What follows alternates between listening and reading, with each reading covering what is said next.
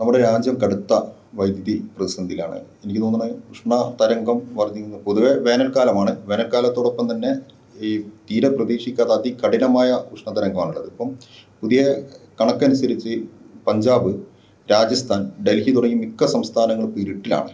കേരളത്തിൽ അത്തരം വലിയ പ്രതിസന്ധി ഇല്ല. കേരളം ഈ ഉഷ്ണതരംഗത്തിൻ്റെയൊക്കെ അതികഠിനമായ അവസ്ഥയിലൂടെയാണ് കടന്നു പോകുന്നത്. പക്ഷെ നമ്മുടെ KSEB ബോർഡിൻ്റെയും വൈദ്യുതി വകുപ്പിൻ്റെയും സർക്കാരിൻ്റെയൊക്കെ കഴിഞ്ഞ കാലങ്ങളിൽ സ്വീകരിച്ച ആസൂത്രണവും കരുതലിൻ്റെ ഒക്കെ ഭാഗമായി അത്ര വലിയ പ്രതിസന്ധിയിലേക്ക് നമ്മൾ പോയില്ല.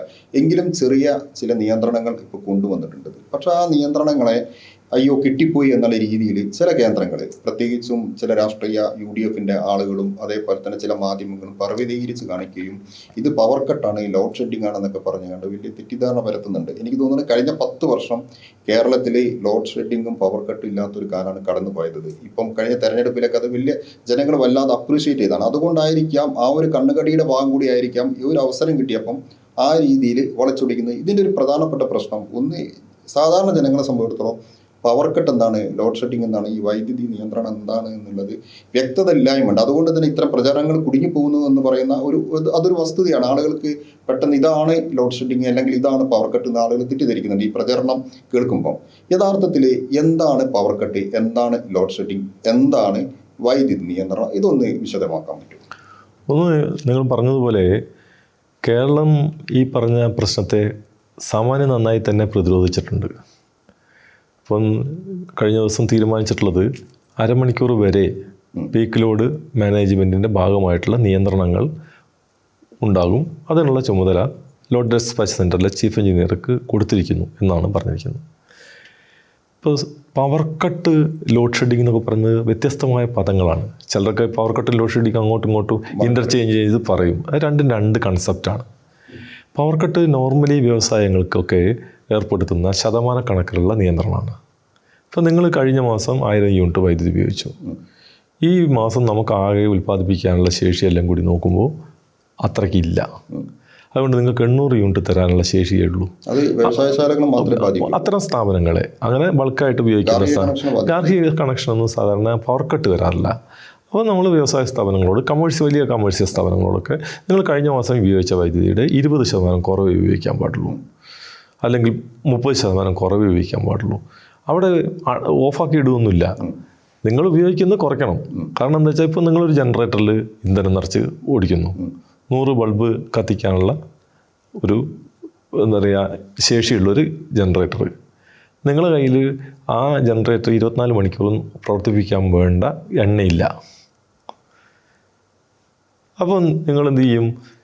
100 ബൾബ് നിങ്ങൾ എല്ലാവരും സ്ഥിരമായിട്ട് അങ്ങ് ഉപയോഗിക്കുന്നതിന് പകരം നിങ്ങൾക്ക് ഇഷ്ടമുള്ള സമയത്ത് എപ്പോഴാച്ച കുറച്ചോ, അങ്ങനെ കുറച്ചിട്ട് ഇത്ര ഉപയോഗിക്കുന്നതിന് പകരം എൻ്റെ 20% കുറച്ച് ഉപയോഗിക്കാമെന്ന് പറയും. അത് എപ്പം കുറയ്ക്കണമെന്നൊന്നും നമ്മൾ തീരുമാനിക്കില്ല, ഇലക്ട്രിസിറ്റി ബോർഡല്ല തീരുമാനിക്കുക. നിങ്ങൾ കുറച്ചാൽ മതി.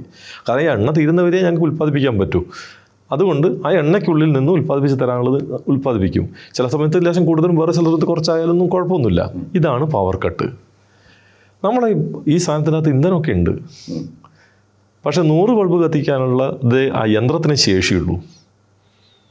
നിങ്ങൾ ഒരു 110 ബൾബ് അതിനകത്ത് കണക്ട് ചെയ്ത് കഴിഞ്ഞാൽ 10 ബൾബ് കത്താനുള്ള എനർജി ഉണ്ടാകില്ല. അപ്പം 100 കൂടി കെട്ടുപോകും. അതുകൊണ്ട് ഈ 20 അങ്ങോട്ട് മാറ്റി വെച്ചിട്ട് 100 മാത്രം പ്രവർത്തിപ്പിക്കുന്നു. പിന്നെ വേറൊരു 20 എണ്ണം മാറ്റി വെച്ചിട്ട് ബാക്കി 100 പ്രവർത്തിപ്പിക്കുന്നു. ഇങ്ങനെ സൈക്ലിക്കായിട്ട് എല്ലാവർക്കും കൊടുക്കും, പക്ഷേ കുറച്ചെണ്ണം മാറ്റി വെക്കും. ഇതിനെയാണ് സൈക്ലിക് ലോഡ് ഷെഡിങ് എന്ന് പറയുക. അതായത് നമ്മുടെ സിസ്റ്റത്തിൻ്റെ ലോഡിംഗ് കപ്പാസിറ്റീൻ്റെ പരിമിതി കൊണ്ട് നമ്മൾ ഏർപ്പെടുത്തുന്ന നിയന്ത്രണമാണ് ലോഡ് ഷെഡിങ്. പവർ കട്ട് നമ്മളെ കയ്യിൽ ഈ എനർജി ഉണ്ടാക്കാനുള്ള സംവിധാനമേ ഇല്ല, അതുകൊണ്ട് ഏർപ്പെടുത്തുന്നതാണ് പവർ കട്ട്. ഇത് രണ്ടും രണ്ടാണ്. ഇനി ഇപ്പം നമ്മൾക്ക് എന്താ പ്രശ്നം? ഇപ്പം നമുക്കുള്ള പ്രശ്നം KSEB ഈ വേനൽക്കാലത്തെ മുൻകരുതലോടുകൂടി തന്നെയാണ് കണ്ടത്, അല്ലാതെ കരുതലില്ലാതെ കാണുകയല്ല ചെയ്തത്. വളരെ കൃത്യമായിട്ടുള്ളൊരു ആസൂത്രണം നടത്തിയിട്ടുണ്ട്. ഈ ആസൂത്രണത്തിൽ നമ്മൾ എങ്ങനെ ആസൂത്രണം ചെയ്തത്? ഇത്തവണ ഉഷ്ണതരംഗം ഉണ്ടാകും എന്നുള്ളത് നമുക്കറിയാം. കഴിഞ്ഞ നവംബർ ഡിസംബറിലൊക്കെ കൃത്യമായിട്ട് ഉഷ്ണതരംഗത്തിൻ്റെ സൂചനകളുണ്ട്. മാത്രമല്ല നമ്മുടെ സൂര്യൻ അതിൻ്റെ പ്രഭാവം കൂടിയൊരു കാലത്താണ് ഇപ്പോൾ ഉള്ളത്. ഈ KCB ശരിക്കും ഈ കാലാവസ്ഥാ വ്യതിയാനം കൂടെ പഠിക്കുന്നു. കാലാവസ്ഥാ വ്യതിയാനത്തിൻ്റെ ഈ IMDയുടെ റിപ്പോർട്ടുകൾ സ്ഥിരമായി KCBക്ക് കിട്ടിക്കൊണ്ടിരിക്കുകയാണ്. അത് പരിശോധിച്ചതിന് ശേഷമാണല്ലോ പ്ലാനിങ് നടത്തുന്നത്. പ്ലാനിങ് എന്ന് പറഞ്ഞു കഴിഞ്ഞാൽ കേവലം വൈദ്യുതി ആസൂത്രണം എന്ന് പറയുന്ന സാധനം അവിടെ ഇരുന്നിട്ട് യന്ത്രങ്ങളോട് മാത്രം സംവദിച്ചാൽ നടക്കുന്നതല്ലോ. പലതരത്തിലുള്ള കാര്യങ്ങൾ പരിശോധിക്കേണ്ടത്. ഒന്ന്, പൊതുജനങ്ങളുടെ ബിഹേവിയർ പാറ്റേണിൽ വന്നുകൊണ്ടിരിക്കുന്ന മാറ്റങ്ങൾ. നമ്മളിപ്പം കൺസ്യൂമർ സ്റ്റഡീസ് നമ്മൾ നടത്തുന്നുണ്ട്. കൺസ്യൂമേഴ്സിൻ്റെ ബിഹേവിയർ ചേഞ്ചസ് എന്തൊക്കെയാണ്, അവരുടെ യൂസ് പാറ്റേണിൽ എന്തൊക്കെ മാറ്റങ്ങൾ വരുന്നുണ്ട്. ഇങ്ങനെയുള്ള പല കാര്യങ്ങൾ പരിശോധിച്ച് അതിൻ്റെയൊക്കെ അടിസ്ഥാനത്തിൽ ഓരോ കാലഘട്ടത്തിൽ എങ്ങനെയാണ് വൈദ്യുതി ഉപഭോഗത്തിൻ്റെ പാറ്റേണിൽ വന്നുകൊണ്ടിരിക്കുന്ന മാറ്റങ്ങൾ, ഇതൊക്കെ വെച്ചുകൊണ്ട് ഇപ്പോൾ ഈ പ്രാവശ്യം ഉഷ്ണതരംഗം ഉണ്ടാകും. മുൻകാലങ്ങളിൽ ഉഷ്ണതരംഗം ഉണ്ടായിരുന്ന സമയത്ത് ഉണ്ടായിരുന്ന ട്രെൻഡ് ഉണ്ട്. ആ ട്രെൻഡ് വെച്ചുകൊണ്ട് ഈ പ്രാവശ്യം ഉഷ്ണതരംഗം ഉണ്ടായാൽ എങ്ങോട്ട് പോകും, എത്രത്തോളമൊക്കെ കേരളത്തിൻ്റെ എന്താ പറയുക ടെമ്പറേച്ചർ വർദ്ധിക്കും. ടെമ്പറേച്ചർ മാത്രമല്ല, ഹ്യൂമിഡിറ്റി വളരെ പ്രധാനപ്പെട്ട ഘടകമാണ്. ഇപ്പോൾ നമുക്ക് കുറച്ച് കൂടിയ ടെമ്പറേച്ചർ ഉണ്ടെങ്കിലും ഹ്യൂമിഡിറ്റി കുറവാണെങ്കിൽ അത്ര വലിയ പ്രയാസം തോന്നില്ല. ആ സമയത്ത് ഹ്യൂമിഡിറ്റി വല്ലാണ്ട് കൂടിക്കഴിഞ്ഞാൽ പ്രയാസം കൂടുതലായിരിക്കും. അങ്ങനെയുള്ള പല ഘടകങ്ങളുണ്ട്. ഈ ഘടകങ്ങളൊക്കെ വെച്ചിട്ട് ഹ്യൂമിഡിറ്റിയും ഇലക്ട്രിസിറ്റിയും തമ്മിലുള്ള കോറിലേഷൻ എന്താണ്, ടെമ്പറേച്ചറും ഇലക്ട്രിസിറ്റിയും തമ്മിലുള്ള കോറിലേഷൻ എന്താണ്, ഇതൊക്കെ വെച്ചുകൊണ്ട് ഈ ഏപ്രിൽ മെയ് മാസങ്ങളിൽ എത്രത്തോളം വൈദ്യുതി ഉപഭോഗം വർദ്ധിക്കും ഈ പരിശോധന നടത്തി.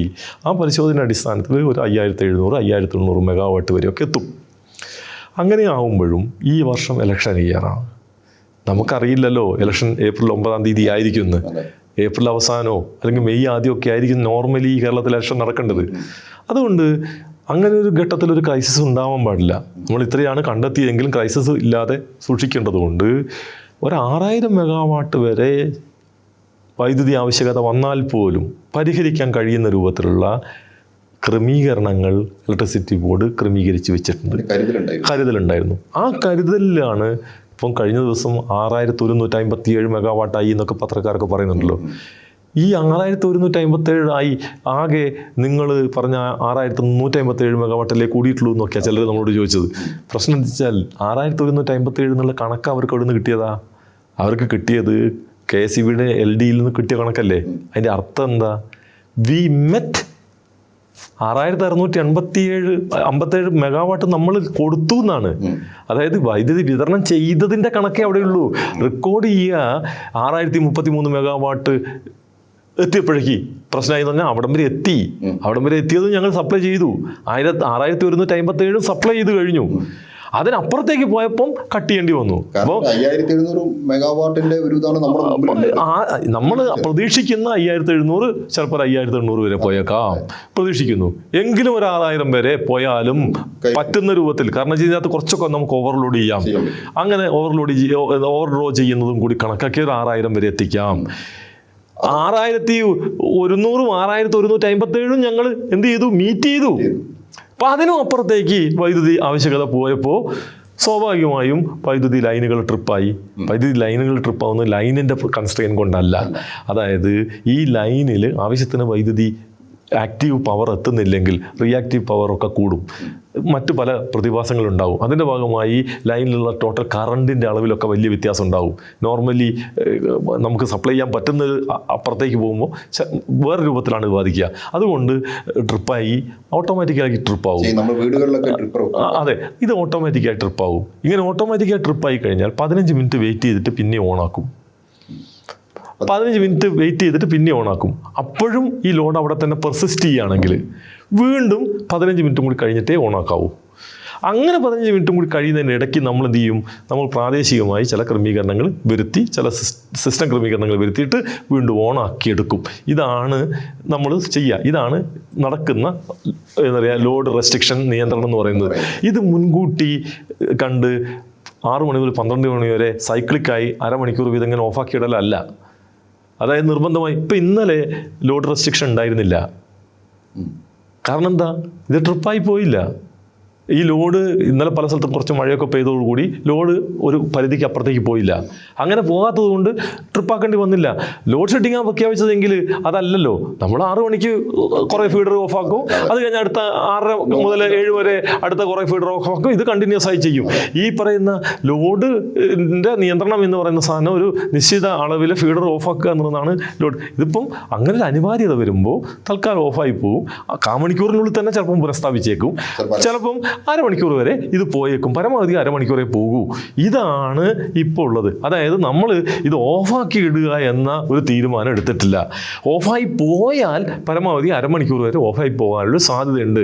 ഇതാണ് പീക്ക് ലോഡ് മാനേജ്മെൻറ്റിൻ്റെ ഭാഗമായിട്ടുള്ള വൈദ്യുതി നിയന്ത്രണം എന്ന് പറയുന്നത്. അതുകൊണ്ട് ആണ് നമ്മളിത് പവർ കട്ടോ ലോഡ് ഷെഡിങ്ങോ അല്ല, ഈ ലോഡ് നിയന്ത്രണം. ശരിയാണ്, ഇങ്ങനെ ഒരു അരമണിക്കൂർ പോയാൽ ആളുകൾക്ക് പ്രയാസമുണ്ട്, അവർക്ക് പ്രയാസമുണ്ട് എന്നുള്ള കാര്യത്തിനകത്തൊരു സംശയമില്ല.